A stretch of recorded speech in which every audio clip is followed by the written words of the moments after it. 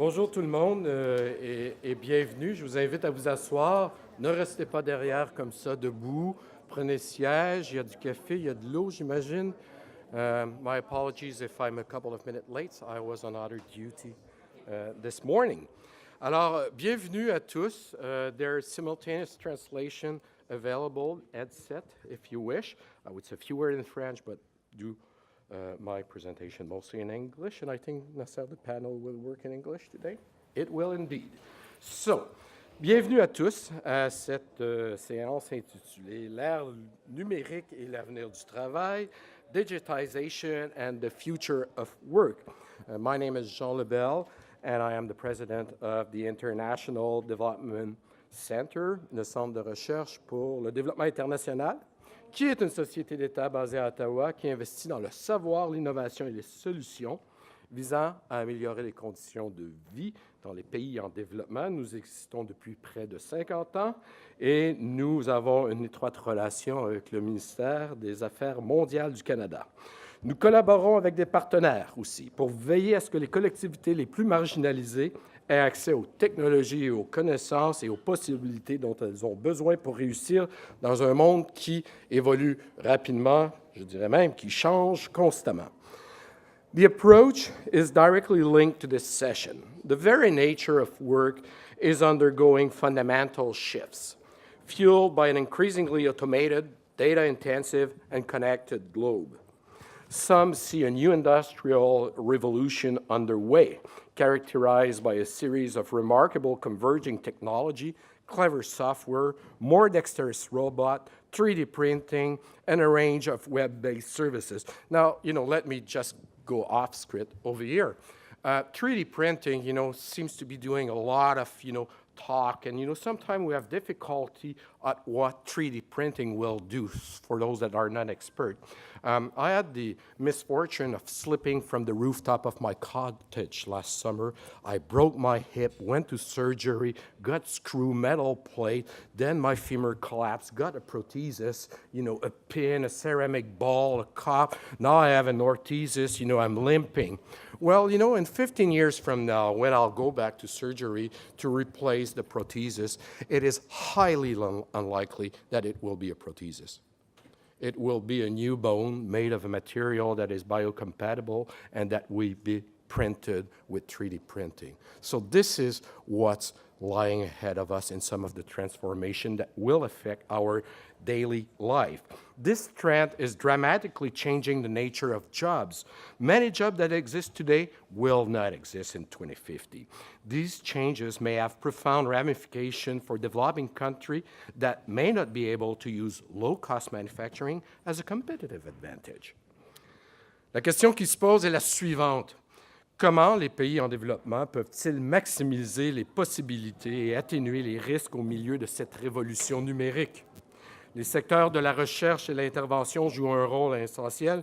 Nous sommes au cœur de ces interventions au CRDI. Nous devons transmettre des connaissances et favoriser un apprentissage visant à soutenir de nouvelles structures et institutions, ainsi que de nouveaux procédés. Nous devons orienter les populations dans le monde afin qu'elles puissent profiter d'une transformation rapide, tout en les protégeant des risques, mais fondamentalement en tenant compte de leurs aspirations, de leurs désirs et de leurs capacités pour mener à bien cette mission. Il faut aller au-delà des chambres parlementaires et des salles de conférences et atteindre les usines, les marchés, les foyers. Nous savons que les compétences numériques sont essentielles pour faire en sorte que les populations marginalisées, particulièrement et souvent les femmes et les jeunes filles, comme nous le rappelait la ministre Bibeau ce matin, dans les pays en voie de développement, particulièrement celles-ci, pour qu'elles puissent saisir les possibilités économiques que cette nouvelle révolution apporte. However, I like this word in English with an H. However, we don't understand nearly well enough what works and what doesn't in terms of building those skills. To help fill that gap, IDRC is working in Haiti and Egypt to train hundreds of women and girls to build digital skills. And we are making sure that successes can be replicated in other developing countries. For instance, the curriculum and training in Egypt will be the first Arabic language course material created for the purpose of building digital skills. This material can be replicated to train thousands of women and girls across the Arab region. We are committed to using this successful model and our experience to build evidence on the future of work for developing countries. Aujourd'hui, nous aurons la chance d'écouter des chefs de file étudiant ce domaine. Demain, à Ottawa, pour 5 d'entre nous, nous approfondirons cette discussion grâce à un atelier de 2 jours sur la numérisation et l'avenir du travail. Nous tentons présentement, et cette conférence nous donne l'opportunité de débattre avec vous, de définir un programme de recherche sur l'avenir du travail orienté sur le développement et nous envisageons de démarrer un nouveau réseau consacré à cette question sous peu. So, thank you for being here with us this morning. Thank you for our panelists for having come to Montreal at a conférence de Montréal. And without further ado, and in asking them to share their experience with concreteness and good example, I would like to introduce our moderator today, my friend and Director of Technology and Innovation Program at the International Development Research Center, Mr. Nasser Faruqi. He leads a global team localized here in Uruguay, in Kenya, in Egypt, and in India. That global team focus on helping developing countries harness science, technology, and innovation for sustainable and equitable development. It is my pleasure to welcome today with us Nasser. Je vous souhaite tous une discussion très productive et écouterez avec attention vos délibérations. Nasser, up to you. Merci beaucoup et bienvenue encore à cet atelier. Merci.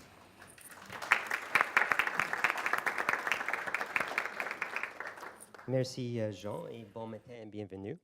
The session is going to be videotaped and... Cette séance sera vidéo enregistrée et sera diffusée sur YouTube. Si vous ne trouvez pas quelque chose d'intéressant à Netflix ce soir, vous pouvez toujours regarder cette séance à nouveau. Je suis arrivé à la conférence de Montréal pour la première fois il y a 10 ans. À l'époque, on devait avoir une discussion sur la manière dont la technologie pourrait changer la nature du travail. Les panélistes auraient pu citer un livre très respecté dont les auteurs soutenaient que de conduire de la circulation ne pouvait pas être automatisé parce qu'ils ont dit, et je cite, « exécuter un tournant à gauche dans la circulation exige qu'on tienne en compte de tellement de facteurs qu'il est difficile d'imaginer qu'on va trouver un ensemble de règles qui pourraient reproduire le comportement du chauffeur. » Il y a 6 ans, en 2010, Google a annoncé la voiture autonome. Donc, il y a des avantages à l'accélération des changements technologiques. On a vu, par exemple, l'intelligence artificielle prédire l'autisme chez les bébés avec un taux de précision de 80 %. On peut prédire le cancer de la peau avec une précision de 90 %. Et puis, la façon dont on est l'économie de partage ou la recherche d'emploi sur les plateformes en ligne, par exemple, peut profiter de la numérisation. Mais en même temps, on a vu des pertes importantes d'emplois à cause de la technologie, pas seulement dans la fabrication. Des entreprises comme Kodak, par exemple, qui employait 44 000 personnes au New Jersey seul à son sommet, a été remplacé par des applications comme Instagram, qui a une capitalisation semblable, mais seulement une fraction des employés. Une étude grandement citée par des chercheurs de l'Université d'Oxford en 2013 suggérait que 47 % des emplois aux États-Unis étaient à risque par risque de l'automatisation. L'an dernier, l'OCDE a produit un rapport qui disait que 9 % des emplois étaient à risque pour l'automatisation. Il y a un peu plus tôt cette année, McKinsey a mis un rapport disant que ce ne sont pas des complications dont on devrait parler, mais des tâches à l'intérieur de ces occupations. Et il suggérait que plusieurs tâches sont mûres pour l'automatisation, mais que les emplois vont plutôt être transformés qu'éliminés complètement. Et qu'à cette étape, seulement 5 % des emplois sont vraiment à risque. Avec des opinions si divergentes, on doit se poser d'autres questions. Il y a davantage de questions que de réponses. Et dans l'ensemble, plusieurs de ces études n'examinent pas le monde en développement. où certains suggèrent que l'impact de l'automatisation et de la robotisation pourrait être encore plus important qu'il ne le sera dans le monde développé. C'est un domaine de plus en plus important de recherche, tel que Jean l'a mentionné, notamment pour le CRDI. Et nous croyons qu'il serait important de regrouper un groupe d'experts pour discuter des avantages et des risques de la numérisation du travail. À ma gauche, nous avons Henry Hsu, un économiste et professeur associé à Vancouver School of Economics, University of British Columbia, et sa recherche est axée sur l'automatisation et le déclin des emplois des classes moyennes.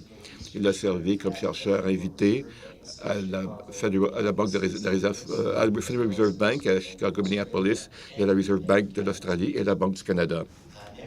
Ensuite, nous avons Sébastien Ciceles, un avocat et entrepreneur avec un MBA de l'Université de Pittsburgh. Il est directeur de la division internationale de freelancer.com, qui est défini comme étant l'eBay des emplois. Et Sébastien est responsable des stratégies d'expansion de Freelancer International.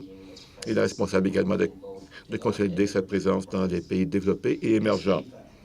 Ensuite, nous avons Elena Barnard, une professeure à l'École des études commerciales de l'Université de Pretoria, où elle fait de la recherche sur l'innovation et les entreprises internationales. Depuis 4 ans, elle travaille avec un projet financé par le CRDI pour comprendre les implications du travail en ligne en Asie du Sud-Est, au Vietnam et dans les Philippines, et de même que dans l'Afrique subsaharienne. Ensuite, nous avons Hernan Galperin, un professeur associé qui étudie le développement de l'inégalité dans un contexte de développement. Il est professeur associé à l'University of Southern California et directeur du Regional Dialogue for the Information Society du réseau de recherche ICT. Au cours des 2 dernières années, il a dirigé une étude du DIRCI examinant les marchés en ligne en Amérique du Sud. Nous allons procéder ainsi. Pour la prochaine heure et demie, les professeurs font des présentations éclairs de 5 minutes, un après l'autre. La deuxième heure, j'engagerai les panélistes dans une discussion pour qu'ils puissent élaborer. Et ensuite, à la fin, j'ouvrirai la période de discussion pour qu'on puisse avoir une conversation collective. Sans plus, j'avais demandé à Henry de commencer.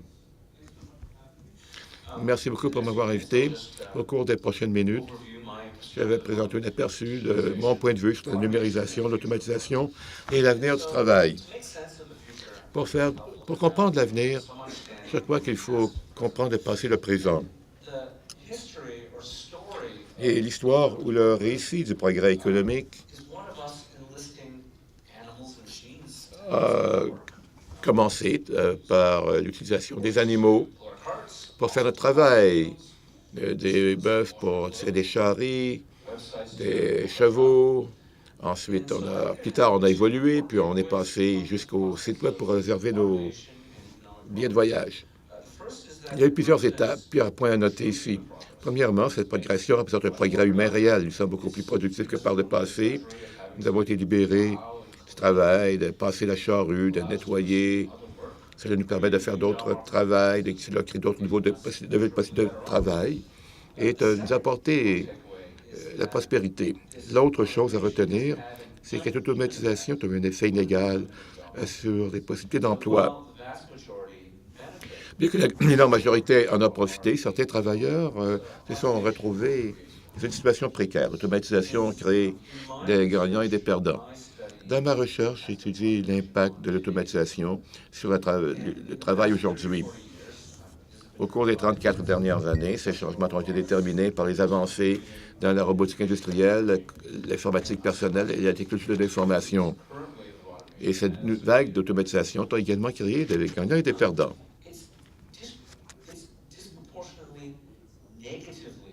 Il a eu un impact négatif disproportionné sur ce que les économistes appellent des occupations de routine. Ce sont des occupations qui sont axées sur un ensemble de tâches relativement limitées et des tâches qui pourraient être décrites comme étant basées sur des règles où il faut suivre des instructions. Et elles sont également répétitives. Cela s'est vu aux États-Unis, au Royaume-Uni, au Canada et dans tout le monde industrialisé. Ce que cela veut dire, c'est que ces occupations routinières disparaissent. Des exemples, des opérateurs de machines, des travailleurs dans la production, dans les usines, dans le secteur de la fabrication, c'est facile à identifier. Mais aussi, c'est peut-être aussi important, et ça c'est la perte des travails de soutien administratif et dans les bureaux. Ces emplois sont basés dans tous les secteurs de l'économie. Donc, on fait de plus en plus de travail, mais on le fait avec moins de secrétaires, de personnes qui entrent des données et de comités affectés au courrier que dans le passé. Laissez-moi vous donner quelques chiffres. Si on regarde entre les années 80 et aujourd'hui, l'économie américaine a ajouté à peu près 60 millions de travailleurs adultes. Mais ces possibilités, ces emplois routiniers n'ont pas suivi le même rythme. Au contraire, alors que la main-d'œuvre a augmenté, le nombre de gens employés dans ces emplois a baissé, tombé de 5 millions. Si je regarde avec mon travail, avec mon collègue Hein Amovitch, nous avons montré que ce processus change la nature des récessions et des reprises économiques. Cette tendance à long terme, on voit la disparition des emplois routiniers, n'est pas reflétée par un processus gradué ou lisse. La plupart de ces pertes d'emplois ont lieu dans ce qu'on appelle des récessions, des événements bruts et courts. Dans la récession, les emplois routiniers sont perdus, mais ne reviennent pas, même après la reprise économique. Ce que mon travail montre, c'est que ceci a changé la façon dont la reprise économique apparaît. On voit un nouveau phénomène maintenant, dont vous avez probablement entendu parler, c'est la reprise sans emploi. D'autres travaux que nous avons faits et que d'autres ont fait également montrent que ce déclin à long terme dans ces emplois routiniers et la chute du taux de participation au marché du travail parmi les hommes d'âge mûr américains sont deux revers d'une même médaille. Ces occupations routinières sont en grande partie des emplois de classe moyenne.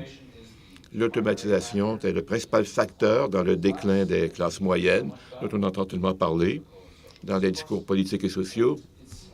Et c'est aussi un facteur important dans les cas des revenus et des inégalités de plus en plus grandes qu'on voit dans les économies industrialisées. Maintenant, si on se retourne vers l'avenir, c'est difficile de prédire à quoi ressemblera le milieu du travail. Mais dans les 5 à 10 prochaines années, l'automatisation et la numérisation prendront la forme de la robotique avancée, l'apprentissage des machines et l'intelligence artificielle. Et ceci veut dire que ces impacts sur le lieu de travail vont se faire sentir dans des questions plus complexes que les occupations routinières. On le voit déjà dans le domaine comme le journalisme, le droit, la finance, les diagnostics médicaux. Mais contrairement aux emplois routiniers axés sur un petit nombre de tâches, ces emplois plus complexes comprennent une plus grande variété de tâches. Plusieurs d'entre elles qui ne peuvent pas encore être automatisées. De plus, les travailleurs dans des emplois complexes doivent être plus éduqués, plus instruits, plus adaptables. Alors, plutôt que d'être remplacés, il est plus probable que ces emplois verront ce qu'on pourrait appeler une évolution, où les tâches routinières, les tâches qui peuvent être facilement numérisées, seront éliminées, et ces emplois plutôt vont être davantage axés sur des tâches plus humaines, celles qui exigent de la créativité, de la flexibilité intellectuelle, de la curiosité et des interactions interpersonnelles et sociales. Et voilà. Merci, Henry. C'était une très bonne aperçu, une très bonne perspective historique qui met bien la table pour qu'on puisse continuer la conversation. Alors, Sébastien, à vous. Merci pour m'avoir invité. C'est un plaisir de partager la scène avec ces personnes remarquables. Je suis de la génération X, j'ai 40 ans. Cela veut dire que lorsque mes grands-parents se joignaient à une compagnie, ils le faisaient à vie. Toute leur vie, ils travaillaient pour la même entreprise. Mes parents, plutôt, eux, travaillaient 20 ans, peut-être, pour la même entreprise. avant de démissionner et de lancer leur propre entreprise. Ma génération, la génération X, nous passons à peu près de 8 à 10 ans à travailler pour la même entreprise avant de changer d'emploi. Et lorsqu'on voit les milléniaux, la génération Y, ils passent à peu près 3 ou 5 ans dans cette même entreprise et ça baisse, ça devient de plus en plus court. Vous rappelez-vous du film Modern Times, les temps modernes avec Charlie Chaplin? Il y avait 3 caractéristiques. La façon dont il travaillait était, il travaillait de 9 à 6 heures au plus, et c'était basé sur une production physique. Si on se tourne vers l'avenir, disons, maintenant 2017, on peut voir que la manière dont on travaillait a changé de manière dramatique. C'est-à-dire que notre production est davantage intellectuelle, c'est basé sur le collectivisme, et il n'y a plus de 9 à 5 ou de 9 à 7. On aime avoir des horaires plus flexibles. Et c'est ce que les milléniaux apportent à la nouvelle façon de travailler. Ils ne veulent pas un emploi de 9 à 5.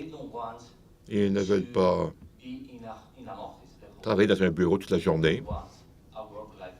Ils veulent un équilibre entre travail et vie. Je vois que plusieurs personnes ont dans la tête.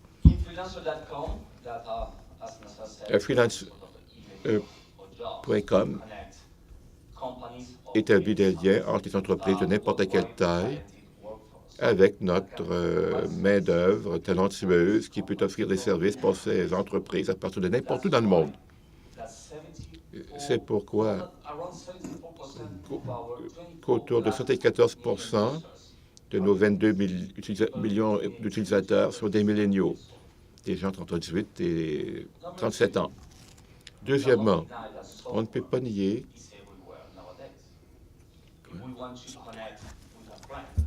software. We use Facebook. If we want to... Le logiciel est disséminé partout aujourd'hui. Si on veut communiquer avec un ami, on peut utiliser Facebook.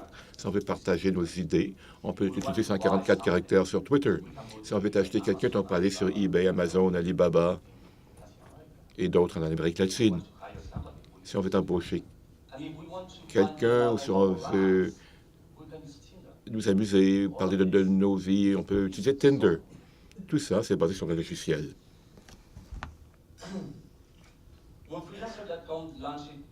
Freelancer.com était lancé au Brésil en 2012 et seulement 25 de la population brésilienne avait accès à Internet. Aujourd'hui, plus de 50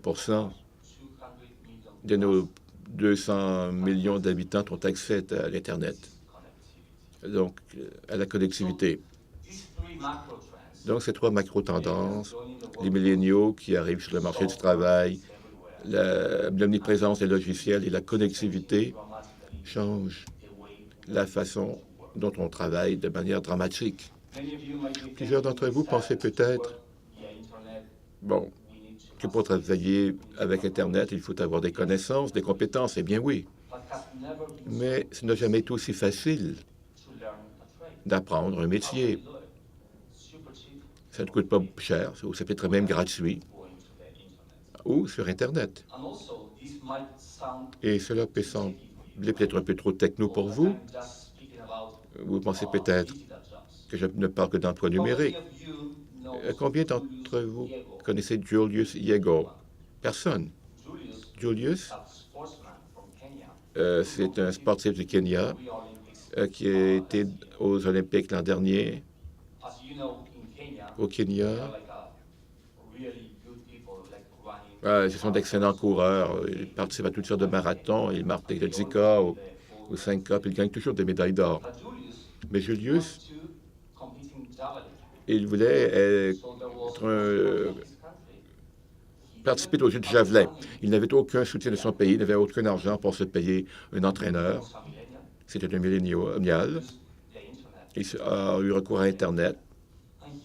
Et puis il a appris un métier via YouTube. Il a appris comment lancer le javelin. Le résultat, une médaille d'argent. Merci. Merci beaucoup, Sébastien. pour nous présenter cette perspective du secteur privé qu'on discutera davantage. Je me demande si c'est utile pour trouver l'amour de sa vie ou seulement l'amour d'une nuit. Bon, on peut en parler plus tard. Alors, merci. Maintenant, Elena, allez-y. Le projet dont Nasser parlait, c'en est un que j'ai fait avec le Oxford Institute for the Internet. On essaie de comprendre qu'est-ce que ça comporte exactement de travailler en ligne. Nous avons interviewé presque 150 personnes parmi les 6 pays mentionnés pour essayer de comprendre cette expérience. Et une des interviews que j'ai menées, la dame disait qu'elle avait appris à faire semblant que la caméra sur l'ordinateur était brisée à toutes les fois qu'elle commençait un nouvel emploi.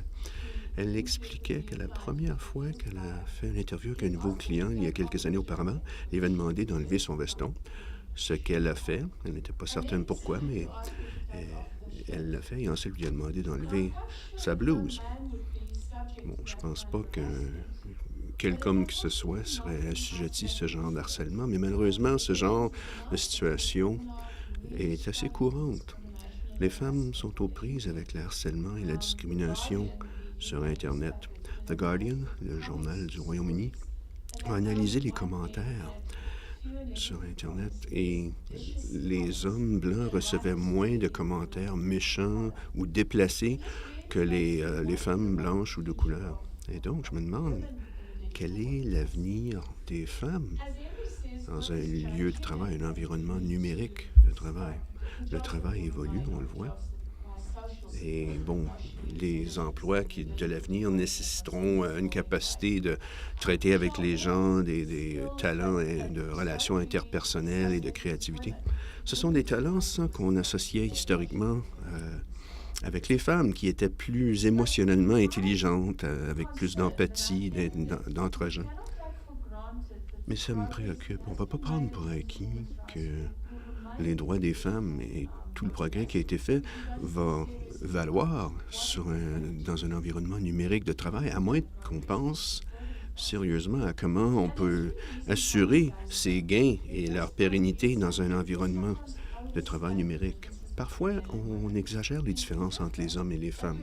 Nous sommes différents, mais nous savons aussi qu'en termes de socialisation, on développe des comportements qui nous attirent une récompense. Auparavant, on était récompensé pour être un décideur dynamique, volontaire.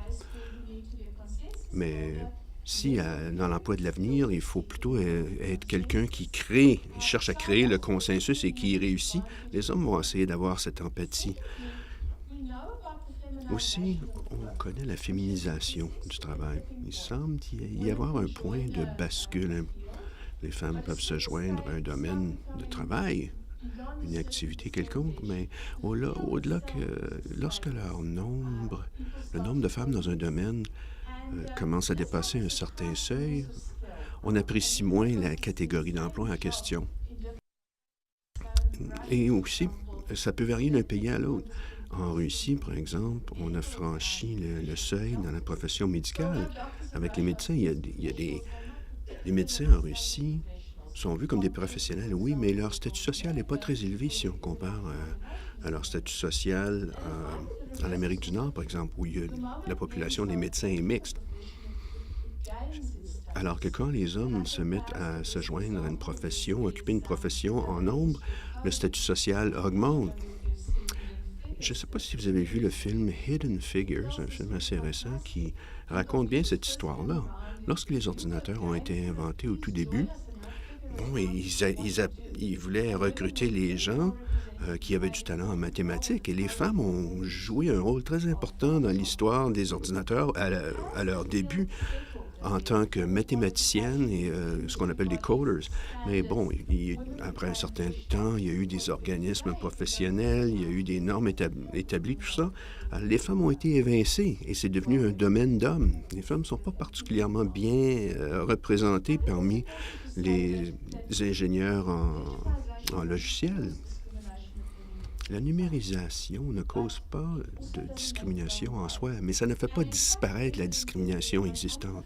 En fait, peut-être que ça amplifie les croyances et les perspectives qui existent déjà dans une société. Donc, alors que nous sommes aux prises avec toutes les incertitudes générées par cette vague numérique, il faut rester très conscient de créer un environnement de travail où les femmes peuvent prendre leur juste place. Merci, Helena, de nous avoir rappelé les risques que les groupes marginalisés, dont les femmes, auxquels les femmes et ces groupes seront confrontés dans cet environnement numérique. Merci. Les agents immobiliers vont vous dire, il y a 3 choses qui importent vraiment. La localisation, la localisation et la localisation. Et c'était vrai pour le travail. Très longtemps, là où on travaillait, c'était très important parce que ça déterminait les occasions d'emploi offertes aux gens. Les marchés de l'emploi étaient limités par la géographie. Une des retombées de ceci ou une implication, c'est ce qu'on appelle le mésappariement spatial. Il y avait des travailleurs qui voulaient travailler ici, ils avaient les talents et les compétences, mais les emplois se trouvaient ailleurs et pour plusieurs raisons, la mobilité de la main-d'œuvre était limitée, alors ils ne pouvaient pas facilement aller là où il se présentait des occasions d'emploi. Et ce mauvais appariement était prévalent un peu partout, mais surtout dans les pays en voie de développement. On a, dans le monde développé, il y a beaucoup plus de diplômés universitaires et ainsi de suite, mais ces gens-là, dans le monde en voie de développement, il y a beaucoup de jeunes qui ne trouvent pas emploi qui correspond à leur formation, à leur diplôme. Aujourd'hui, grâce à Internet, grâce à la révolution du numérique, il y a beaucoup de gens qui pensent que ce mésappariement géographique est une chose du passé. Ce ne sera plus la géographie qui va déterminer les occasions à saisir parce que les gens pourront travailler à partir de toute localité au monde, n'importe quel endroit, et concurrencer pour les emplois qu'ils souhaitent obtenir. Et c'était la vision de Thomas Friedman dans son ouvrage bien connu « The World is Flat », le monde est plat. Selon Friedman, le monde est plat parce que l'Internet a fait en sorte que tout emploi au monde était disponible. N'importe qui peut venir essayer de se présenter dans le concours pour obtenir nos emplois, les emplois ici, peu importe la nationalité, l'endroit d'où ils viennent, tout ce qui importe dans ce nouveau monde horizontal, selon Friedman, c'est les compétences, les habiletés. Friedman ne s'est pas trompé, en ce sens que les marchés aujourd'hui sont plus horizontaux, justement. L'endroit où se trouve le candidat est de moins en moins important.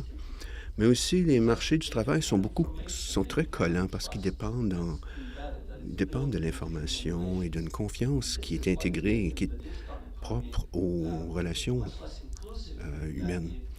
Et c'est pour ça que l'économie numérique est beaucoup moins inclusive qu'elle pourrait l'être.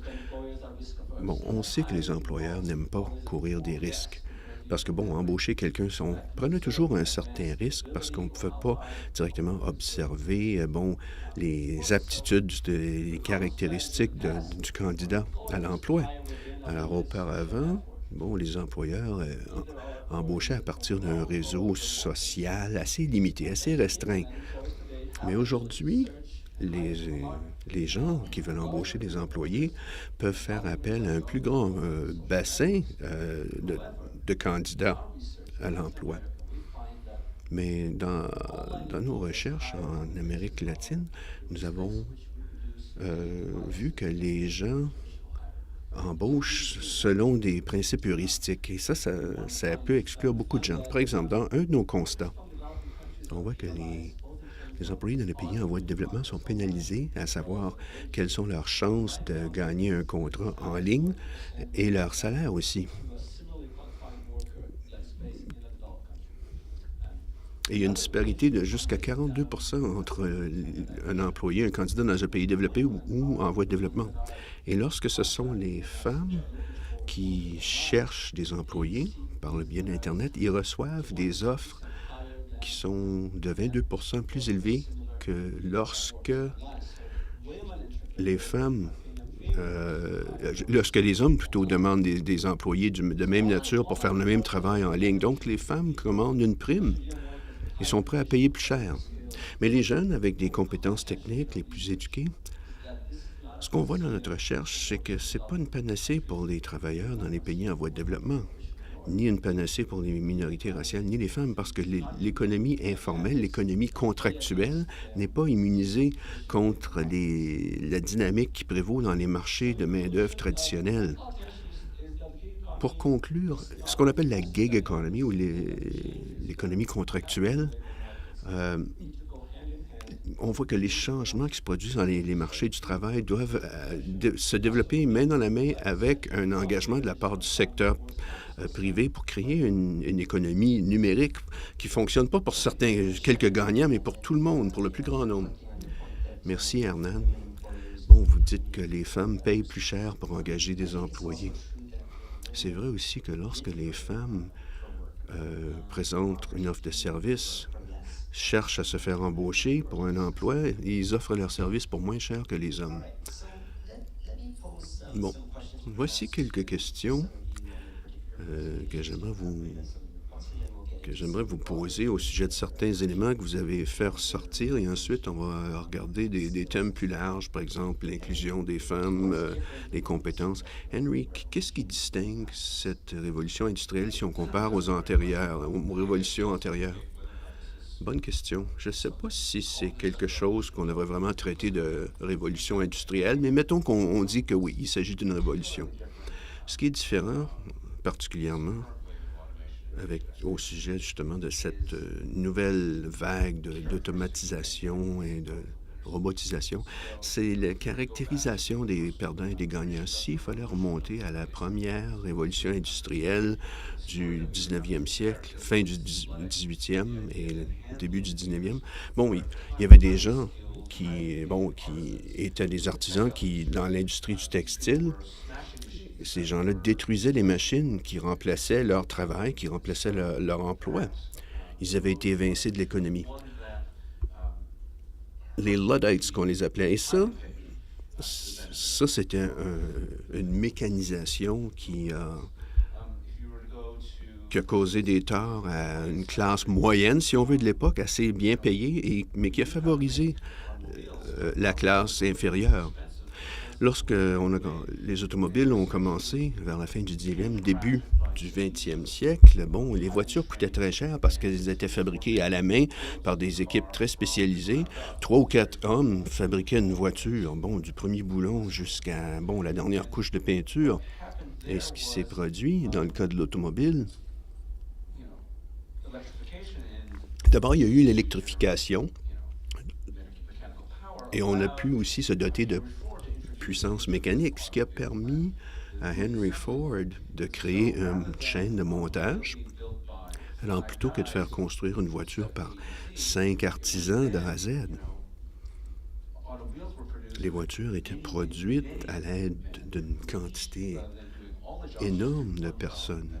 Et chaque employé faisait une tâche spécifique à répétition, ce qui faisait en sorte que la voiture coûtait beaucoup moins cher à produire. Et ce qui explique la prévalence de l'automobile aujourd'hui. Et c'est ça qui a créé cette espèce de mythe de la classe moyenne américaine. Mais bon, ça a pris les opportunités de production, ça les a retirées des mains des gens plus spécialisés, plus payés, et a permis à tous ces immigrants et tous ces gens relativement pauvres aux États-Unis qui ont pu, à ce moment-là, sans grande compétence, aller travailler dans ces usines et gagner un salaire décent. Donc, sur le plan historique, l'évolution technologique s'est avérée une force qui réduisait l'inégalité. Et ce qui est nouveau aujourd'hui, c'est qu'en ce moment, la vague d'automatisation maintenant affecte les classes moyennes. En fait, c'est en train d'éviter la distribution des revenus, de la richesse. Ça crée plus d'occasions d'emploi, mais dans le créneau des emplois très bien payés, très spécialisés, et les emplois très peu payés pour les gens qui ne sont presque pas compétents. Peut-être qu'au lieu de créer l'inclusion, réduire les inégalités, c'est l'inverse qui se produit. Oui, et on ne sait pas quelle sera la durée de cette vague d'automatisation. C'est difficile de prévoir l'orientation que prendra l'évolution technique, mais on dirait que présentement, c'est ce qui se produit effectivement. Revenons à l'inégalité. et comment la contrer ou la réduire ou peut-être simplement la retarder. Sébastien, votre présentation, je pense, a suscité l'intérêt de plusieurs personnes dans la salle, mais pourriez-vous nous en parler davantage? Freelancer.com, qui sont les personnes qui postulent pour des emplois par le biais de votre service Freelancer.com? Et qui sont les embaucheurs? Qui sont les entreprises qui annoncent leur emploi? Et combien d'argent est-ce que ces gens-là gagnent? Comment ça fonctionne, tout ça? Bon, pour ce qui est de l'offre, plus de 70% de nos utilisateurs sont des milléniaux, comme on dit, des gens de 18 à 37 ans. Des gens qui sont nés avec l'Internet, avec le numérique. Toute leur vie, ils ont utilisé un ordinateur dès leur enfance. Alors, c'est normal pour eux d'utiliser l'Internet dans le contexte de leur travail. Côté de la demande,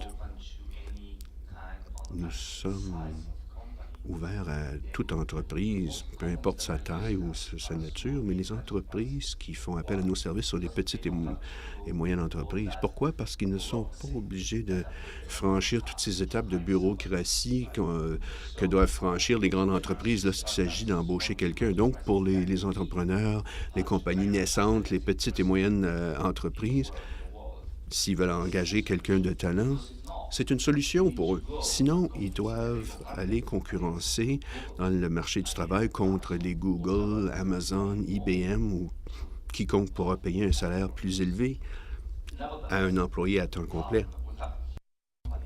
Malgré tout, nous avons des organismes et des entreprises d'importance, telles que NASA, par exemple. NASA cherche des gens de talent par le biais de freelance pour concevoir des nouveaux, pas un nouveau logo pour la NASA, mais pour certains projets des spécifiques. Ils font appel à des gens, parce qu'ils veulent avoir un bras robotique pour un vaisseau spatial ou un labo spécial, et ils cherchent des concepteurs, des spécialistes. Alors, nous sommes ouverts à toute entreprise, mais ceux qui utilisent nos services, surtout, ce sont les entreprises petites ou de taille moyenne. Presque 70% des emplois sont liés aux technologies de l'informatique. Bon, la programmation HTML, des applications pour des téléphones intelligents. Et au fur et à mesure que nous avons internationalisé nos services avec d'autres langues, d'autres régions, nous avons élargi les types de compétences et de spécialités que nous offrons. Par exemple, le design, le marketing et les communications, ça connaît une forte croissance sur notre site. Vous semblez optimiste. Oui, je suis optimiste au sujet des innovations numériques et les occasions que ça présente pour les gens partout au monde. Dans quelle mesure est-ce que les gens dans les pays en voie de développement, dans quelle mesure peuvent-ils participer à freelancer.com?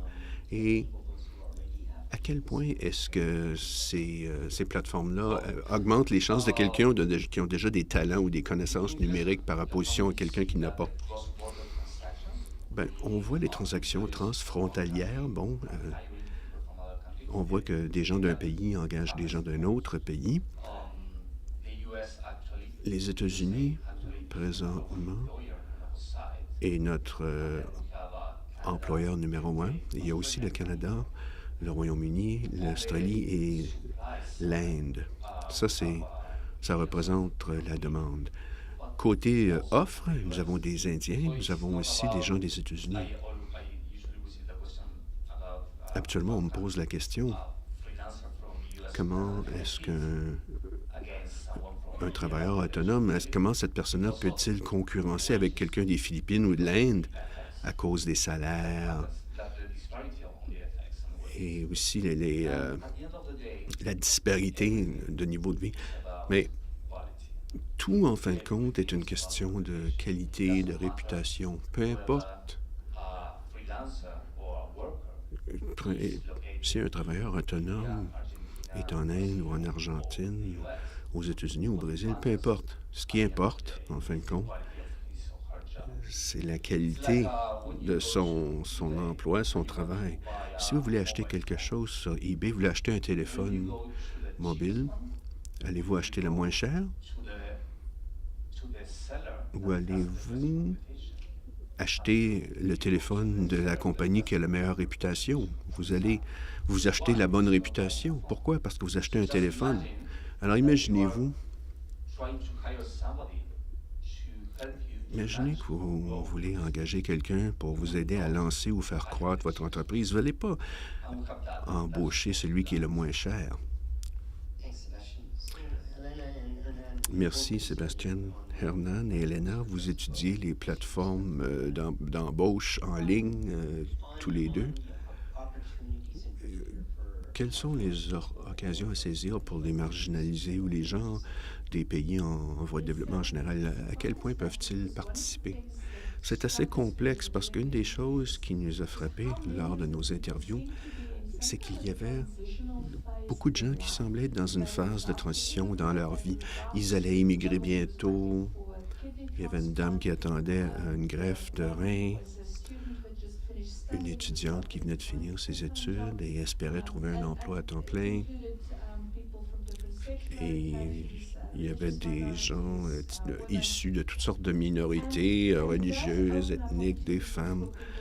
Donc, ça ouvre des portes à certaines personnes qui sont marginalisées. Mais ces personnes-là semblent toutes essayer d'accéder à l'économie dite mainstream. Il y a très peu de personnes qui disaient que leur façon de procéder du moment représentait leur préférence. Mais en même temps, on peut voir que ça agissait un petit peu comme un filet de sûreté ou de sécurité qui aidait les gens qui étaient marginalisés. Et vous savez, ces gens-là, en passant, avec des emplois comme ça, lorsqu'ils étaient embauchés sur Internet comme ça, sur une base contractuelle, ils n'avaient pas, par exemple, d'assurance médicale ou d'avantages sociaux. On dirait que c'était une phase transitoire pour ces gens. Alors, on ne sait pas à quel moment est-ce que ça devient un véritable emploi qui permet de bien gagner sa vie. Ça ouvre des portes, oui. Il y a beaucoup de femmes qui disaient qu'ils pouvaient travailler, faire un peu d'argent, tout en s'occupant de leur famille, mais ils ne parlaient pas de salaire appréciable. Nous, notre travail examinait surtout des grands ensembles de données. Nous avons travaillé avec une partie, justement, une compagnie qui fait partie de Freelancer. Et en fait, sur Freelancer, on embauchait des gens, on leur demandait de discuter avec nous. Et on a interviewé beaucoup de gens, on a discuté avec ces gens-là. Et il y a toutes sortes d'histoires étonnantes. Chaque personne a une histoire assez fascinante. Par exemple, à Venezuela, vous savez, ça fait longtemps que l'économie va mal au Venezuela. Il y a des gens très talentueux, très qualifiés, surtout des jeunes, des millénaires, des gens qui mettent au point des logiciels, des gens qui font de la traduction. Et ces gens-là ont pu survivre grâce à Freelancer parce que l'économie locale au Venezuela n'offrait pas d'emploi. Mais ces emplois-là, évidemment, ces occasions-là s'ouvrent seulement à des gens qui ont les compétences numériques pour travailler sur cette plateforme. Puis nous, on examinait cette question-là de compétences parce que si on n'a pas les talents, les compétences pour faire du travail informatique, il y a beaucoup de gens, de jeunes, qui ont ces compétences-là, mais il y a une bonne part de ces populations-là qui n'ont pas ces compétences, qui n'ont pas le savoir spécialisé numérique. Et évidemment, Freelancer et autres sites comme ça ne créent pas d'occasion pour ces gens-là. Parlons du développement des compétences nécessaires ou spécialisées. Singapour a mis au point un programme où il donne 500 $ à chaque citoyen au début et il pense augmenter le montant. C'est comme un bon qui peut être échangé auprès de 500 fournisseurs de services qui offrent des cours en ligne ou ils peuvent aller à des instituts physiques où ils peuvent être formés pour faire la promotion de l'idée d'une éducation permanente tout au long de sa vie. Puisqu'il faut constamment mettre à jour ses compétences, ses habiletés dans cette nouvelle économie. qu'est-ce que ça prendrait? Là, on vient de voir cet exemple-là, mais comment peut-on protéger les gens à l'avenir? Comment est-ce qu'on peut réinventer notre système d'éducation pour s'adapter à cette nouvelle réalité? Un diplôme de Harvard, est-ce que ça va faire une différence? Ou est-ce que c'est simplement dire oui, j'ai un diplôme de Harvard, donc j'ai une crédibilité? Est-ce que ça va vraiment donner les compétences concrètes nécessaires? Bon, à l'avenir, je pense manifestement la complexité ou la quantité de savoir qui sera nécessaire pour fonctionner, pour réussir dans le monde du travail. Ça, manifestement, la quantité de savoir s'en va en croissant. Mais pour ce qui est de l'école primaire, plutôt que de développer des compétences analytiques ou mathématiques, il faut changer notre façon d'enseigner ces habiletés-là. Si on est en troisième ou en quatrième année, on apprend à diviser ou qu'est-ce qu'est une fraction, mais plutôt que de mettre l'accent sur l'aspect procédural, il faut développer une espèce de fond de savoir. Bon, on divise. Pourquoi on utilise la division pour appliquer ça à tel genre de problème, plutôt que de simplement montrer comment multiplier ou diviser? Quand j'ai grandi, moi, peut-être qu'on avait 25 questions sur la division, et puis il y en avait 24 qui étaient simplement une répétition de la formule, répétée ad vitam aeternam, et la 25e peut-être était une application concrète où il fallait vraiment user de son raisonnement. Alors, il faut redéterminer pourquoi ces compétences est nécessaire, dans quel domaine est-ce que cette habilité-là ou ce savoir-là est nécessaire, à quoi ça peut servir. Donc, un savoir plus conceptuel. Puisque la quantité de savoir s'en va croissante de façon exponentielle, les gens doivent comprendre que l'apprentissage, c'est quelque chose qui doit durer tout au long de la vie. Donc, il faut faire comprendre aux enfants, ou plutôt donner aux enfants, encourager une curiosité intellectuelle, une espèce de désir de poser des questions, de s'informer. Et ce sont des compétences qui leur amènent d'autres compétences par la suite, qui permettent et ouvrent la porte à d'autres compétences. Donc, ça renforce chez la personne qu'il est insuffisant simplement de... Bon, après l'école, OK, on peut mettre le cerveau en veille et puis fonctionner comme un robot avec les mêmes compétences qu'on a toujours eues, en faisant toujours les mêmes choses. Non, il faut stimuler un apprentissage constant. Moi, je suis d'Afrique du Sud et on a un taux de chômage très élevé, surtout chez les jeunes. Donc, le gouvernement cherche désespérément à trouver des emplois à ces jeunes pour empêcher l'explosion sociale. Et on peut créer, par exemple, des centres d'appel. Vous savez, ce n'est pas un pays riche. Et nous avons une crise urgente de chômage. Est-ce qu'on prépare ces gens-là pour des tâches plus routinières?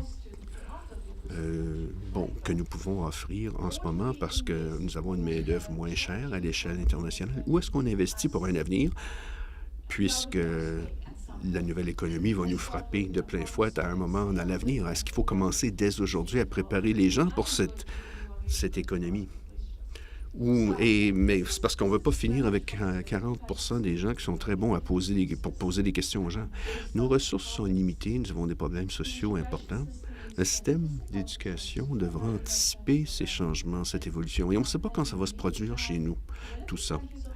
Et en même temps, les pays en voie de développement sont pénalisés en disant, nous, on va faire la réflexion à valeur ajoutée, mais c'est pas... en ce moment, nous, nos tâches, ce sont justement les emplois routiniers, les tâches répétitives.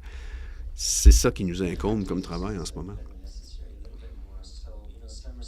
Il y a des gens qui disent que, à l'avenir, les optimistes vont dire les machines vont faire le travail salissant, forçant, physique. Par exemple, les gens qui prodiguent des soins à l'hôpital, par exemple, les infirmiers, bon, ils n'auront plus à soulever les patients physiquement, mais bon, ils vont être là pour leur empathie, pour leur talent de communication. Et bon, ces emplois-là vont nécessiter une pensée critique, bon, plus de jugement. Quel genre de formation sera nécessaire pour encourager ces compétences et ces aptitudes-là? Ben, je crois que le développement des compétences, du savoir, ça, c'est d'importance critique, mais il est important aussi de trouver des nouveaux mécanismes qui valideront ces compétences. Bon, l'emploi en ligne. Bon, les employeurs voient des candidats, ils voient deux types d'informations. Bon, il y a de l'information validée par la plateforme, bon, au sujet de la réputation, surtout. Bon, des commentaires, bon, des étoiles, des appréciations, des scores. Tout ça, c'est lié à une performance antérieure de la personne. C'est validé par la plateforme informatique. Et aussi, ils constatent que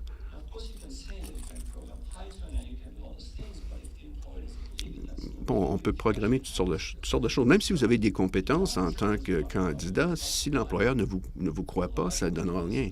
Mais il faut trouver donc des mécanismes pour prouver ces compétences-là, les valider, et ceci devrait être transférable d'une plateforme à une autre, si bien que le candidat n'est pas obligé de recommencer à zéro, réinventer la roue, et d'une plateforme à l'autre, devoir tout recommencer. Il faut qu'il y ait des mécanismes qui communiquent ces choses-là, une forme de certification qui valide la compétence et l'expérience. Nasser, hier, vous parliez de tests qui sont disponibles sur votre plateforme. Des tests qui vont jusqu'à un certain point valider les compétences des gens que les employeurs recherchent. Pourriez-vous nous en parler?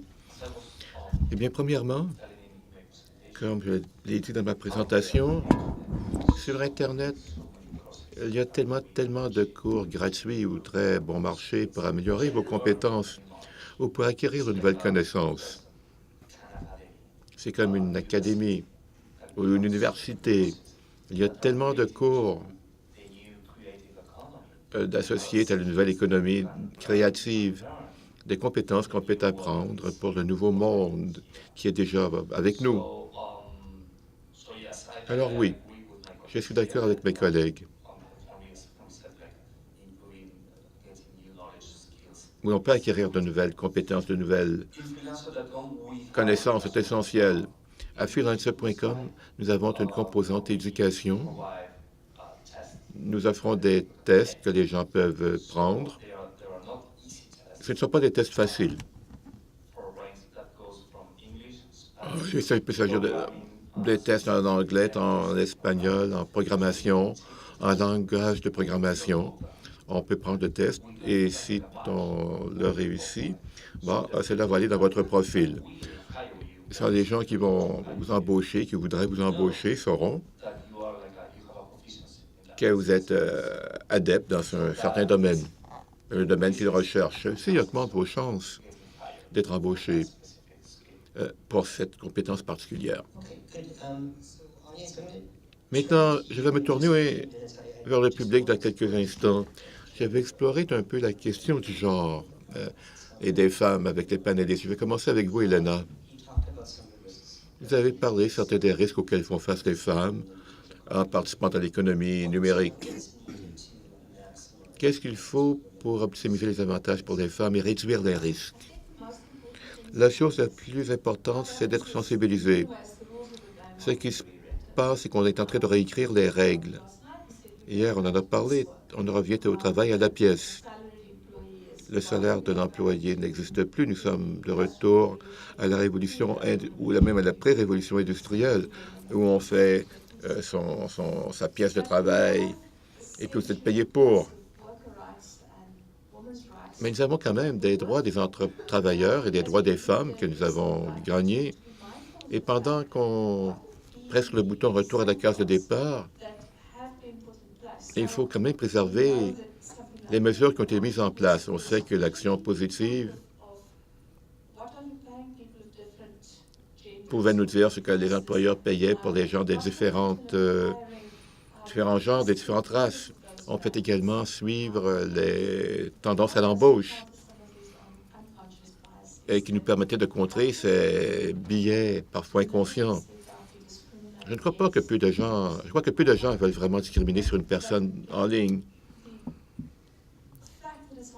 Mais le fait que ce soit en ligne, et on le sait, à partir de la recherche, c'est que ça devient pire. On voit une amplification des dysfonctions qu'on avait dans l'économie de briques et de béton. Est-ce que d'autres panélistes voudraient commander? Je crois qu'il y a beaucoup de recherches qui nous disent que les choses qu'on dirait dans un forum en ligne, on ne le dirait pas dans un contexte en tête-à-tête. Et cela paraît dans l'emploi en ligne, dans l'économie numérique en général. On voit une amplification, un aggravement de la discrimination basée sur le genre.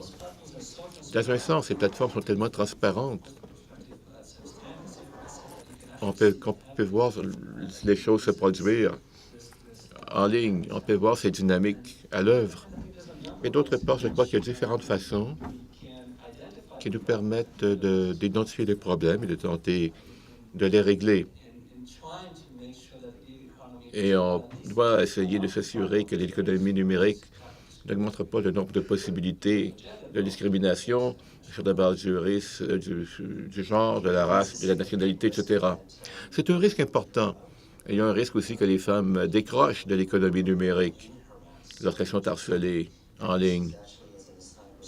En passant, nous lançons un nouveau réseau de recherche sur ce qu'on appelle un Internet qui pourrait atteindre les objectifs de développement durable et atteindre l'égalité entre les genres, qui est maintenant mise à risque par le harcèlement massif qu'on trouve en ligne. Et Elena, vous avez mentionné quelque chose hier à propos de la façon dont les femmes adaptent leurs compétences, contrairement aux hommes peut-être. Bon, ma recherche est en contraste avec celle de Hernan et de Elena. Moi, ma recherche porte sur les économies industrialisées, surtout aux États-Unis, et je ne regarde pas nécessairement ce qui se fait dans l'économie en ligne en tant que telle, mais plutôt dans une perspective macroéconomique, dans un contexte assez typique. Ce que nous avons trouvé au cours des 30 ou 40 dernières années, c'est qu'il y a eu une convergence dans les possibilités d'emploi des femmes par rapport aux hommes dans ces secteurs orientés envers les activités intellectuelles et cognitives et bien payées. Si on regarde les secteurs, la représentation des femmes dans ces occupations a augmenté dans presque toutes les occupations de ce type. Il y a quelques exceptions. Une qui a été mentionnée, c'était que le poste de programmeur informatique est davantage masculin que féminin qu'il ne l'était. Mais en général, dans toutes les autres occupations, les femmes deviennent de plus en plus représentées. Ceci se reflète également de ce qu'on appelle l'écart salarial. Les femmes sont payées moins que les hommes. On sait que cela est vraiment le cas, mais cet écart s'est rétréci dans le temps. Une chose sur laquelle mes collègues et moi travaillons, c'est de comprendre jusqu'à quel point cette situation est une forme de discrimination, et c'est clairement une bonne partie l'est. Mais la raison pour laquelle les femmes ont de meilleurs résultats dans ce type d'occupation, c'est que notre économie récompense davantage les compétences interpersonnelles, la capacité à écouter, la capacité à communiquer, la capacité à se comporter avec empathie, à lire les langages corporels. Et donc, tout cela, ce sont des compétences qui deviennent plus estimées au travail, notamment dans le cas de ces emplois bien payés. Et comme Hélène l'a dit, il y a des raisons sociales. Mais les neuroscientifiques et les psychologues vont dire qu'il y a aussi des raisons biologiques qui nous permettent de penser que ces compétences sont, dans une certaine mesure, inhéremment féminines et que ça continue cette tendance qu'on voit au niveau de l'emploi des genres aux États-Unis et dans d'autres pays industrialisés. Ça, c'est prometteur. Ça, c'est une lueur d'espoir. Et je vois qu'Elena veut intervenir. Mais je crois que ce que je vais faire maintenant, comme le temps file, c'est de vous permettre à vous tous ici, dans la salle, à pouvoir intervenir. Donnez votre nom brièvement et posez une question concise. Et on acceptera quelques questions à la fois et on laissera les panélistes répondre. Et j'imagine qu'il y aura quelqu'un ici qui pourra apporter le micro aux intervenants et intervenantes. Alors, allez-y, la parole est à vous. Il y a une dame en avant.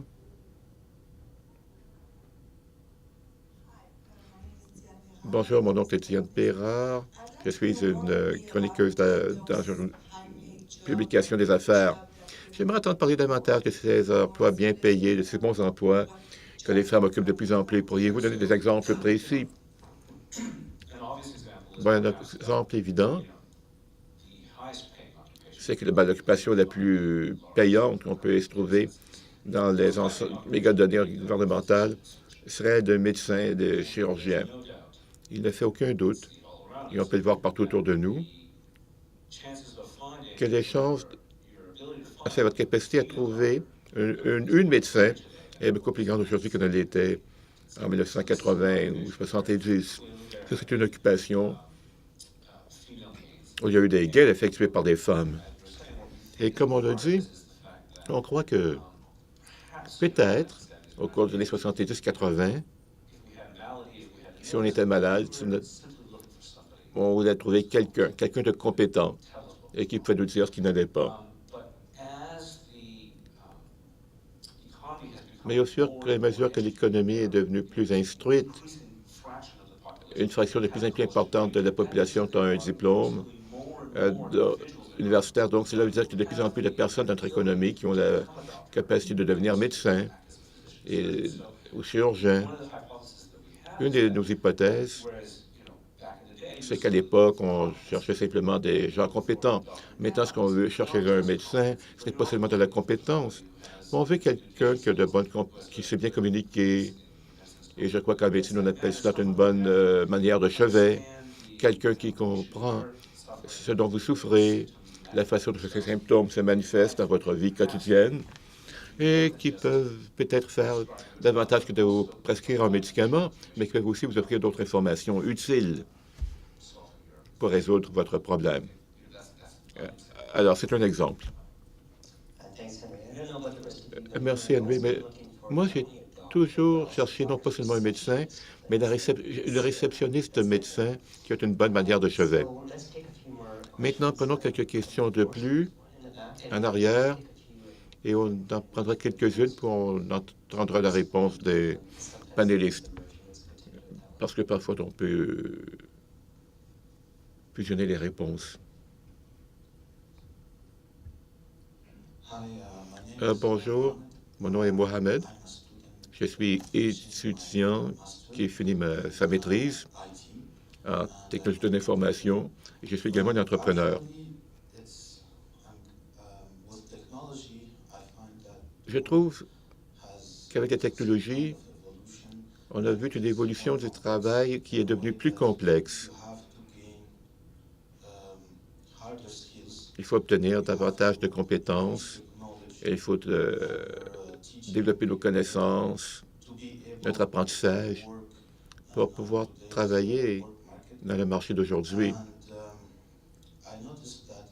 Et je note que si on veut trouver un emploi via le numérique, Monsters, LinkedIn, et qu'on regarde les emplois qui sont offerts, on constate que les exigences des entreprises veulent de plus en plus de certificats professionnels. Par exemple, si on est en finance, ils vont vous demander un CFA, beaucoup, une majorité. Si vous voulez être gestionnaire de projet, ils vont vous demander un diplôme dans ce domaine. Si vous voulez appliquer des solutions IT, ils veulent que vous ayez un certificat ou un SCRAD. Et je pourrais continuer comme ça jusqu'à demain matin. Mais ces jours-ci, le problème, c'est que nos établissements d'enseignement traditionnels ne sont pas alignés avec les demandes du marché du travail. Je pourrais avoir, par exemple, une maîtrise en TI, mais personne ne pourra savoir ce que je peux réellement faire. C'est pourquoi les entreprises demandent des Scrum, des PMP, des SAS, un certificat partenaire Cisco, partenaire Microsoft. S'ils ont un réseau Cisco, ils ne veulent pas vous payer plus d'argent pour vous former en fonction de leurs exigences. Alors, il y a un grand écart entre nos écoles, nos universités et ce qu'exige le marché du travail. Les certifications professionnelles sont axées sur les pratiques d'affaires exemplaires et pas les écoles ou les universités. Je m'excuse de la longueur de mon intervention. C'est peut-être pas tellement une question, mais plutôt un commentaire, mais j'aimerais quand même avoir votre opinion. Oui, merci beaucoup. Une autre question, juste avant, Thomas Mann.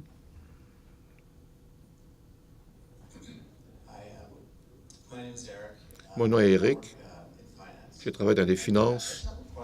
J'ai une question qui revient un peu à l'automatisation. J'aimerais avoir votre opinion. Traditionnellement, il y avait cette théorie qu'au fur et à mesure que les choses seraient automatisées, les êtres humains seraient libérés des travaux routiniers ou des tâches, des humbles tâches, et qu'on aurait plus de temps de loisirs ou plus de temps en nous. Donc, la première partie de la question est la suivante. Est-ce que cela s'est vraiment produit ou est-ce que simplement que ces personnes-là n'ont plus d'emploi? La deuxième chose, c'est que lorsqu'on regarde vers l'avenir, et là, je vais peut-être donner un exemple qu'on voit tout autour de nous.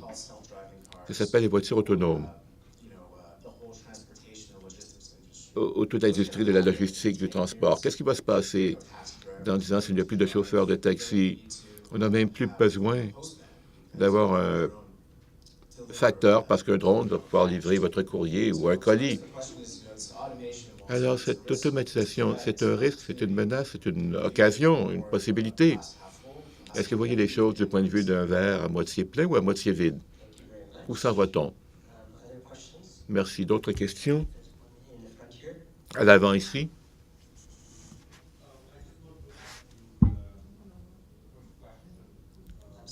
Excusez-moi, vous devez parler dans un micro pour que les interprètes puissent vous entendre.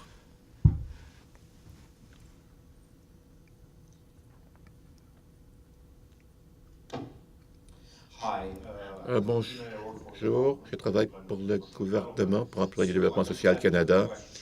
J'aimerais ajouter à la question d'un de mes prédécesseurs. Je crois que ce qu'il voulait demander, et j'aimerais en rajouter, c'est est-ce que les établissements universitaires, les universités et les gouvernements font du rattrapage. Et je demande si vous, en tant que chercheur universitaire et participant à l'économie numérique, avez des suggestions ou des demandes à adresser aux universités ou au gouvernement du point de vue de l'éducation. Alors, OK, d'accord. Prenons ces trois premières questions. Il y a une question sur l'éducation et les certificats professionnels et le fait que les universités et les établissements d'éducation ne sont pas alignés sur les besoins du marché du travail. Mais aussi, est-ce que les universités et le gouvernement suivent le rythme du changement? Qui veut répondre? Elena? J'aimerais revenir sur les certificats et les maîtrises et sur le point soulevé par Henry. Pourquoi préparons-nous les gens? Je travaille aux études commerciales et on est très clair que si on prépare les gens pour le marché d'aujourd'hui, ce ne sera pas suffisant. Il faut maintenant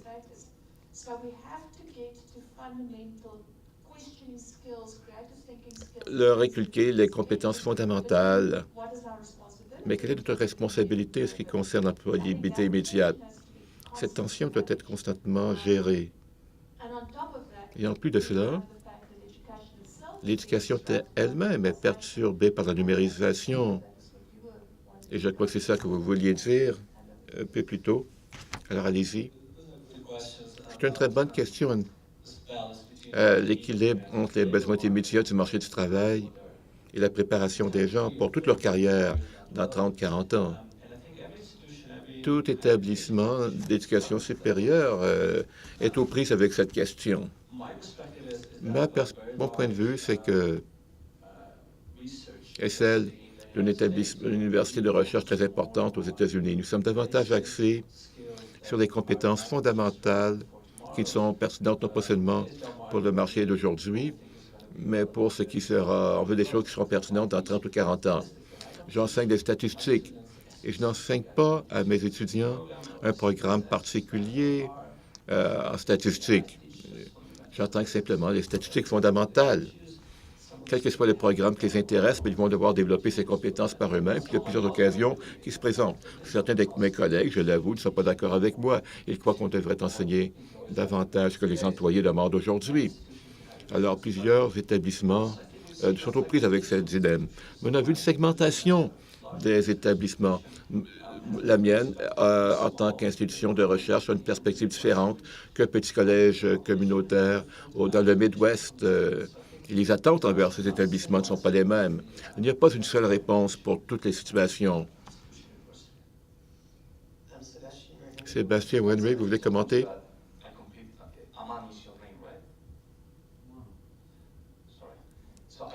Je suis tout à fait d'accord avec Aman. L'écart est très grand. Et de plus, dans les pays en développement, si on regarde sur les États-Unis, les universités et les écoles enseignent, ce sont des compétences pour les emplois du 20e siècle, alors que les entreprises aujourd'hui veulent des compétences pour le 21e siècle. Bon, il y a une crise des talents des deux côtés. Les gens qui ont appris, qui ont étudié pendant des années, qui cherchent des emplois et ils ne peuvent pas en trouver. Et de l'autre côté, nous avons des entreprises qui profitent de ce monde numérique, qui cherchent des compétences particulières qu'ils ne peuvent pas trouver sur le marché. C'est pourquoi les grosses universités, des universités bien connues, ont des difficultés. Ils offrent de nouveaux cours et les gens suivent des cours en ligne pour apprendre ces nouvelles compétences qui leur donneront un emploi dans le monde réel. Je suis d'accord. Ce que les universités et les établissements d'éducation postsecondaire font, c'est d'offrir une suite de cours qui peuvent être combinés ensemble pour avoir un certain type d'accréditation. Un diplôme de premier cycle, un diplôme de deuxième cycle, ça prend quoi? 3 ans, 4 ans, parfois 1 an. En tout cas, il faut investir beaucoup de temps. Mais ceci vous permet d'obtenir une accréditation, une certification que vous pouvez ajouter à votre site LinkedIn ou sur votre CV pour montrer aux employeurs potentiels en disant « Voici, j'ai des compétences ». Mais cette certification ne doit pas nécessairement venir d'une université. Il n'est pas toujours nécessaire d'avoir un diplôme universitaire. Comme Sébastien l'a dit, plusieurs compétences peuvent être validées, vérifiées par la réputation, par des références ou par l'exécution de certaines tâches qui font partie de la plateforme d'emploi en ligne. L'idée que les employeurs veulent des preuves de compétences, eh bien, que l'employeur ait une... Ben, ça, c'est un des endroits où, à l'université où je suis, par exemple, l'Université de British Columbia, est un partenaire dans cette plateforme d'éducation en ligne qui s'appelle edX, qui a été lancée par MIT et Harvard, et maintenant, il y a plusieurs universités partenaires. L'idée ici, c'est de ne pas vous offrir des cours qui vous prendraient 1 an ou 4 ans à compléter, mais plutôt des petits cours en ligne qui vous mèneront à une accréditation validée par le fait que ce sont des universités réputées qui offrent cette éducation. Donc, il y a un rôle pour les universités, il y a un espace que les universités peuvent occuper. Maintenant, si certaines universités veulent le faire ou non, bien, ça, c'est à eux à décider, mais je crois qu'il y a quand même une valeur à ce type de cours et de certification à un niveau plus micro. Je m'excuse que nous avons encore le temps de répondre à une question, parce qu'il ne nous reste plus que 5 ou 6 minutes. On vous encourage à discuter dans les couloirs par la suite. La question posée par le monsieur est une très bonne sur laquelle terminer. C'était, premièrement, avons-nous des dividendes de ce temps de loisir? Bien, écoutez, je ne crois pas vivre dans le monde des Jetsons. Le courriel m'a rendu encore plus occupé, plutôt que moins. Laissez-moi diriger cette question vers les panélistes. Mais plus philosophiquement, est-ce que le verre est à moitié plein ou à moitié vide? Êtes-vous optimiste ou pessimiste par rapport à l'avenir? Commençons. Bien, ma première réaction,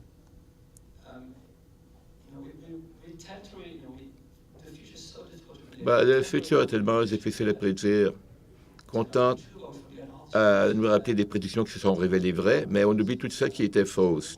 C'est comme ça qu'on fonctionne. C'est très difficile de dire est-ce que la situation sera meilleure, y aura-t-il plus d'emplois, moins de discrimination pour les différentes minorités. Je crois qu'il y a plusieurs raisons de croire que nous entrons dans une nouvelle ère de possibilités. Le marché du travail devient plus transparent, plus égaux, plus ouvert qu'il ne l'était auparavant. On n'a pas besoin d'appartenir à un réseau social pour obtenir un emploi, ce qui était le cas auparavant. On n'a pas besoin d'aller à Harvard ou Yale ou à l'University of British Columbia parce qu'il y a plus de possibilités d'offertes. On peut obtenir un certificat sur un langage de programmation particulier et connaître beaucoup de succès si vous êtes un bon. Je me sens optimiste. Et puis, il ne sert à rien d'essayer d'arrêter ces changements vont avoir lieu. Mais je souligne dans ma recherche qu'on doit être conscient de tous les gens qui ont des difficultés, des gens qui étaient traditionnellement marginalisés et qui continuent à être marginalisés, qui le sont peut-être encore davantage qu'auparavant. Donc, il faut réinventer certains des mécanismes qui feront que cette économie sera plus inclusive. Elena, je crois que ça dépend dans quel monde vous vivez. Mon mari fait un PhD en santé mobile et l'utilisation des téléphones intelligents pour offrir des services de santé dans les pays en développement. Il a fait du travail de terrain dans une clinique rurale et la personne responsable de la clinique, une infirmière, lui a dit « Allez-vous écrire un rapport sur la façon dont on travaille? » Puis il a dit « Oui. Bon, pourriez-vous ajouter dans le rapport qu'on aimerait bien avoir de l'eau courante pour la clinique? On livre 5 bébés par mois, puis on n'a pas d'eau courante, ça complique les choses. » Et pour moi, lorsqu'on se demande si c'est bon ou c'est mauvais, bien écoutez, c'est ce que c'est. On se retrouve dans un fleuve qui coule très rapidement, puis on doit rester à flot. Mais ce n'est pas sage de croire que ça, c'est la réalité de tout le monde, que c'est toute la réalité. C'est une façon dont les entreprises changent, les services d'éducation changent, les gouvernements changent, mais il y a toutes sortes de choses qui posent toujours des défis, qui exigent notre attention. Et les êtres humains ne changent pas tant que ça. Merci, Elena. Et Sébastien, le dernier mot.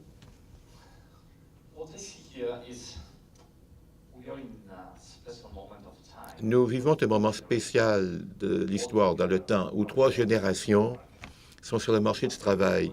Nous avons les baby boomers, la génération X et les milléniaux, peut-être même dans une même entreprise. Comment pouvons-nous faire comprendre à des gens de 65 ans qui sont habitués à travailler en se rendant au bureau à 8 heures du matin et à passer toute la journée là, qu'un millénial, lui, veut travailler à la maison, le soir, aller au supermarché ou au gym pendant la journée. Alors, ils vont dire, ce millénial est paresseux, il a trop de temps libre, que ce soit à cause de l'automatisation ou autre chose. Non, il y a un conflit de culture que les entreprises doivent gérer. Ils doivent gérer 3 mondes différents, 3 générations différentes dans lesquelles vivent ces gens. Les entreprises qui peuvent faire cela, qui peuvent les gérer, sont les entreprises qui réussiront à l'avenir. Il faut s'adapter ou mourir. Oui, bien, Henry, le dernier mot. Bon, l'esprit derrière la question, c'était qu'à l'avenir, est-il vrai que nous pourrons jouir d'une vie de luxe où les ordinateurs et les machines feront tout le travail, puis nous, on aura du temps de loisir illimité? Si on regarde ça dans une perspective historique, c'est utile. Si on revient aux 1800, dans un pays comme le Canada ou l'Amérique du Nord, l'âge de la retraite, c'était la mort, et on travaillait socialement toutes les heures où on était éveillé pendant la journée, dans le champ, dans une usine ou ailleurs. Et bien sûr, avec le temps, l'âge de la retraite est apparu, l'âge de la retraite est devenu de plus en plus tôt, et le nombre d'heures qu'on passait au travail plutôt qu'à jouer ou dans le reste de notre vie a diminué. Les progrès techniques, les progrès technologiques, la numérisation, l'automatisation, c'est le moteur qui a amené cette amélioration dans la qualité de la vie. Pour l'avenir, je crois qu'il ne fait aucun doute que le gâteau économique va continuer à se développer, à devenir plus gros, pas seulement dans les pays industrialisés. Si on regarde le monde à son entier, on va voir que l'économie va continuer à se développer, mais on doit être conscient du fait que l'inégalité à l'intérieur des économies industrialisées se développe, devient plus grande. Cela veut dire que la part de cette économie de plus en plus grande est concentrée entre les mains des individus. Et donc, il y a des personnes qui sont laissées derrière, qui sont laissées pour compte, qui ont moins de temps libre. Et donc, ce n'est pas l'avenir des Jetsons qu'on aimerait peut-être avoir. C'est du temps passé sur le sofa, espérant qu'ils aimeraient travailler parce qu'ils n'ont pas assez de travail. Donc, il faut faire face à ces inégalités croissantes, au moins dans les pays industrialisés. Ici, en tant que société, on croit que les gains que nous avons effectués devraient être partagés. C'est là que l'intervention politique et gouvernementale doit jouer. C'est pourquoi on a ces établissements, ces institutions. Une de leurs tâches, c'est de partager la richesse. Et c'est un gros enjeu social. Merci beaucoup, Henry. Maintenant, pour conclure, je ne peux pas rendre justice à un panel aussi riche, mais je vais quand même faire ressortir certains des thèmes qui ont émergé. Il y a certainement des avantages. La numérisation des économies, telle que mentionnée par Hernan à la fin, davantage d'accessibilité, davantage de transparence, plus de gens peuvent participer à l'économie, mais en même temps, il y a des risques importants, comme Henry vient de le mentionner, il y a l'illégalité, les effets sur des femmes et d'autres minorités, et c'est difficile à prédire l'avenir. Il y avait une conférence privée sur l'intelligence artificielle, une conférence à huis clos plutôt cette année, et une des conclusions était que si les gens savent que ce sera l'avenir, et ce sont les principaux experts et penseurs sur l'intelligence artificielle de la planète, s'ils vous disent, ils ont dit, bien, si quelqu'un vous dit ce qui va arriver, ils vous mentent parce qu'ils ne le savent pas. On a des idées, mais c'est tout. Une chose qui me vient à l'esprit, et je croyais que ça avait été très bien formulé par le rapport l'an dernier sur le développement mondial et les dividendes numériques. Ce qui me frappe, c'est qu'on n'a pas encore tous les avantages qu'ils pourraient nous offrir, toutes les dividendes du numérique au niveau de l'éducation, etc. Parce qu'on ne peut pas ignorer les compléments analogiques. Et ces compléments sont justement ceux décrits par Henry. Il s'agit de la réglementation, un terrain de jeu égal qui peut protéger ceux qui sont plus marginalisés. Il s'agit d'aider à développer les compétences des travailleurs pour qu'ils puissent eux-mêmes s'adapter aux nouvelles technologies. Puis il s'agit également d'avoir des institutions imputables et responsables qui sont là pour nous protéger. Et s'il y a des gens qui vont tomber complètement à l'extérieur du marché, il faut qu'il y ait un filet de sécurité sociale et une redistribution des revenus. Bon, l'éducation, il faut repenser l'éducation. Il faut penser en fonction d'un apprentissage à vie et à des modèles hybrides d'éducation. Un côté universitaire, mais aussi un côté d'éducation appliquée pour obtenir des certificats professionnels. Et il faut également faire attention aux groupes marginalisés, en particulier les femmes et d'autres minorités. Alors, le LD il s'est très intéressé par tout cela. Comme notre président l'a dit au début, nous développons un réseau de recherche qui examine ces enjeux. Parce qu'il y a plusieurs des choses dont on a parlé ici un peu, dans le monde on a parlé un peu du monde développé, mais il faut savoir davantage ce qui se passe dans ce monde par rapport à ces changements. Et je m'attends à la participation de ces experts dans ce réseau. Et je vous dirais à vous tous et toutes, restez à l'écoute. On va suivre, et vous allez suivre tout cela très attentivement. Maintenant, j'aimerais vous demander à m'aider à remercier les panélistes. Je crois qu'ils ont fait un travail formidable. Et moi, j'ai appris beaucoup. J'espère que vous avez appris des choses aussi.